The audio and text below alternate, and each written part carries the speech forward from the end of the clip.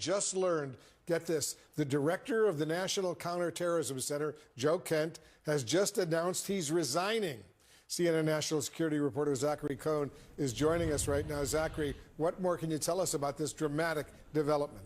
Yeah, Wolf, this appears to be a significant resignation at the senior-most levels of the Trump intelligence community. This is Joe Kent. He was the director of the National Counterterrorism Center. He appearing to post on X a resignation letter that he submitted citing misgivings over the Trump administration's decision to launch its war with Iran. Now, Kent in this letter writes in part, quote, "As a veteran who deployed to combat 11 times and as a Gold Star husband who lost my beloved wife Shannon in a war manufactured by Israel, I cannot support sending the next generation off to fight and die in a war that serves no benefit to the American people, nor justifies the cost of American lives." Now, Kent, in his apparent post on X, does also seem to suggest that there was no imminent threat that it has been used and cited by the Trump administration as justification for launching this war against Iran. He says that essentially, the administration manufactured this idea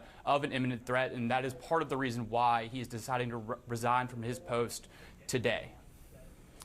All right, Zachary Cohn, a dramatic development indeed. I just read this letter, very, very strong words. Pamela. All right, let's talk more about this with our CNN political and global affairs commentator, Sabrina Singh, retired U.S. Army Brigadier General Steve Anderson. Good morning to both of you. This is significant that you're getting this resignation from Joe Kent, perhaps not a household name, right? But he is the director of the National Counterterrorism Center. And he is saying in this letter released today on X that there was no imminent threat to our nation from Iran, and that this war was started due to pressure from Israel and its powerful American lobby. And as a result, he cannot in good conscience stay in his role. I mean, someone like him would know what the intelligence shows, right?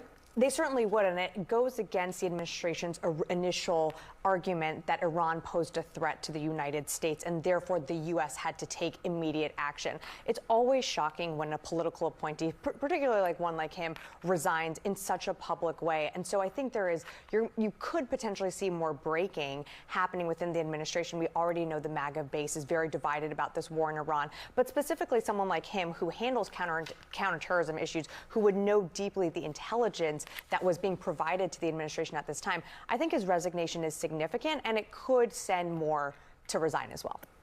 General, what do you make of this? I totally agree with Sabrina. I mean, the timing of this probably couldn't be worse, by the way, because, of course, the Iranians pose a significant terrorist threat to the United States, but I mean, I admire him for making the stand that he has made, and I actually agree with him, and I believe that he's a war hero.